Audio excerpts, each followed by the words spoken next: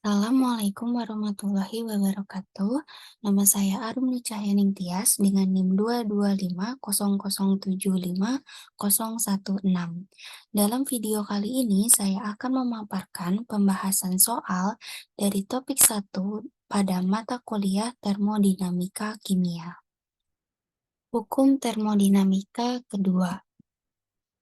Hukum termodinamika kedua adalah hukum fisika yang menyatakan bahwa adalah tidak mungkin untuk membuat sebuah mesin kalor yang bekerja dalam suatu siklus yang semata-mata mengubah energi panas yang diperoleh dari suatu reservoir pada suhu tertentu seluruhnya menjadi usaha mekanik.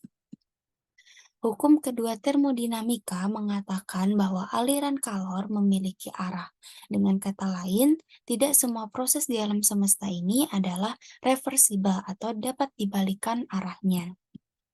Sebagai contoh, jika seekor beruang kutub tertidur di atas salju, maka salju yang di bawah tubuhnya akan mencair karena kalor dari tubuh beruang tersebut.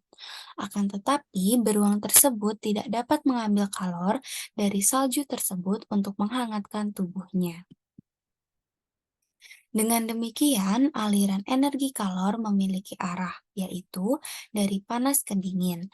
Satu aplikasi penting dari hukum kedua termodinamika ini adalah studi tentang mesin kalor. Mesin kalor sendiri merupakan sebutan untuk alat yang berfungsi mengubah energi panas menjadi energi mekanik.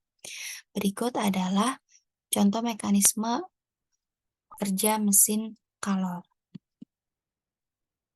Perumusan hukum termodinamika kedua. Dalam perumusan hukum kedua termodinamika digunakan suatu pendekatan di mana akibat-akibat termodinamika diturunkan dari hukum yang didasarkan pada fakta pengamatan. Formulasi dalam hukum termodinamika yang kedua ini yang pertama adalah rumusan dari Kelvin Planck. Beliau mengatakan tidak mungkin ada proses lingkar yang efeknya hanyalah penyerapan kalor dari suatu reservoir kalor dan mengubahnya menjadi kerja setara tanpa perubahan lain dari alam. Menurut pernyataannya, bahwa dalam suatu sistem kalor yang diserap tidak seluruhnya digunakan untuk melakukan kerja, tetapi juga untuk menaikkan energi dalam. Dengan kata lain, formulasi ini mengungkapkan bahwa memang tidak ada cara untuk mengambil energi panas sebagai contoh dari lautan, sehingga lebih baik menggunakan energi tersebut untuk menjalankan generator listrik tanpa menimbulkan efek lebih lanjut, misalnya pemanasan atmosfer. Maka dari itu, setiap alat atau mesin pastilah memiliki nilai efisiensi tertentu. Efisiensi ini akan menyatakan nilai perbandingan dari usaha mekanik yang telah diperolehnya dengan energi panas dari sumber suhu tertinggi. Formulasi dalam hukum termodinamika kedua dinyatakan oleh Clausius. Beliau menyatakan bahwa tidak mungkin ada proses lingkar yang efeknya hanyalah penyerapan kalor dari suatu reservoir kalor dan melepaskannya ke dalam reservoir lain dengan suhu lebih tinggi. Menurut pernyataannya adalah bahwa kalor tidak akan mengalir dengan sendirinya dari suhu rendah ke suhu tinggi tanpa ada kerja yang dilakukan pada sistem. Dengan kata lain, seseorang tidak dapat mengambil energi dari sumber dingin atau yang memiliki suhu rendah dan memindahkannya seluruhnya ke sumber panas yang memiliki suhu tinggi tanpa memberikan energi pada pompa untuk melakukan suatu usaha.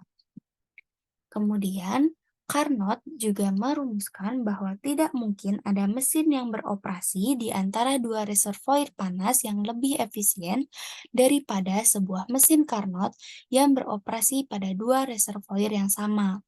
Menurut Carnot, setiap mesin Carnot yang bekerja antara dua suhu yang tertentu akan memiliki efisiensi yang sama bagaimanapun sifat zat kerjanya. Artinya, efisiensi maksimum yang dimungkinkan untuk sebuah mesin yang menggunakan temperatur tertentu diberikan oleh efisiensi mesin Carnot. Mesin Carnot adalah mesin kalor hipotesis yang beroperasi dalam suatu siklus reversibel yang disebut sebagai siklus Carnot. Hubungan antara hukum termodinamika yang kedua ini berhubungan dengan entropi. Entropi sendiri adalah salah satu besaran termodinamika yang mengukur energi dari sistem persatuan temperatur yang tidak dapat digunakan untuk melakukan usaha. Manifestasi yang paling umum dari entropi adalah mengikuti hukum termodinamika. Entropi dari sebuah sistem tertutup selalu naik dan pada kondisi transfer panas, energi panas berpindah dari komponen yang bersuhu lebih tinggi ke komponen yang bersuhu lebih rendah. Berikut merupakan persamaan teorema Carnot. Efisiensi sama dengan delta usaha dibagi dengan delta kalor sama dengan 1 dikurangi temperatur pada suhu reservoir rendah dibagi dengan temperatur pada suhu reservoir yang tinggi. Implikasi lain dari teorema Carnot adalah mesin reversibel yang beroperasi antara dua reservoir panas yang sama memiliki efisiensi yang sama pula. Efisiensi maksimum yang dinyatakan pada persamaan berikut dapat diperoleh jika dan hanya jika tidak ada entropi yang diciptakan dalam siklus tersebut. Jika ada, maka karena entropi adalah fungsi keadaan untuk membuang kelebihan entropi agar dapat kembali ke keadaan semula akan melibatkan pembuangan kalor ke lingkungan yang merupakan proses irreversibel dan akan menyebabkan turunnya efisiensi. Jadi, persamaan berikut ini hanya memberikan efisiensi dari sebuah mesin kalor reversibel.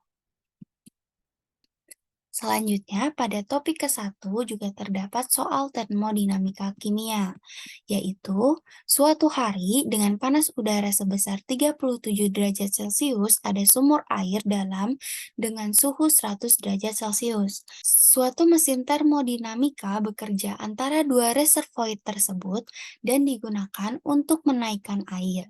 Bila sejumlah 50 kg air dinaikkan setinggi 40 meter, berapakah kalor yang masuk ke dalam sumur, dan tentukan efisiensi termiknya jika diketahui gravitasinya adalah sebesar 9,8 meter per detik. Kemudian jawabannya adalah kita cari terlebih dahulu efisiensi termiknya. Rumus efisiensi adalah sama dengan 1 dikurangi reservoir pada suhu rendah dibagi reservoir pada suhu tinggi dikali 100%. Sehingga reservoir pada suhu tinggi kita dapatkan dari panas udara yaitu 37 derajat Celcius. Karena dia satuannya dalam bentuk Kelvin, maka kita jumlahkan dengan 273. Kemudian dibagi dengan suhu reservoir tinggi yaitu 100 ditambah dengan 273 agar menjadi derajatnya Kelvin. Kemudian setelah dihitung diperolehlah efisiensi termiknya sebesar 17% hasil dari pembulatan. Kemudian kita cari berapa kalor yang masuk ke dalam sumur.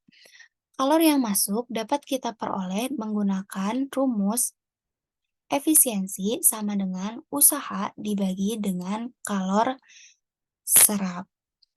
Di sini kita harus mencari terlebih dahulu usaha dari soal berikut. Cara mencarinya yaitu W sama dengan MGH. M adalah berat air yang dimasukkan. G-nya merupakan gravitasi dan H-nya adalah ketinggian. Sehingga diperoleh usahanya sebesar 19.600 Joule. Kemudian hasil dari mencari usaha ini kita masukkan ke dalam rumus berikut. Yaitu karena kita sudah memperoleh efisiensi termik sebesar 17%, kita tinggal masukkan di sini efisiensinya 17%, W-nya adalah hasil dari 19.600 dibagi dengan Q2. Karena 17%, maka kita ubah menjadi pecahan jadi 17/100. Kemudian kita kalikan silang sehingga kalorinya kita dapatkan sebesar 115.294,12 Joule.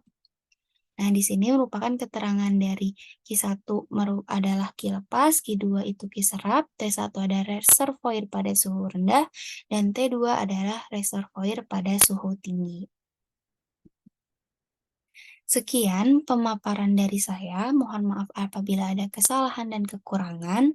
Terima kasih. Wassalamualaikum warahmatullahi wabarakatuh.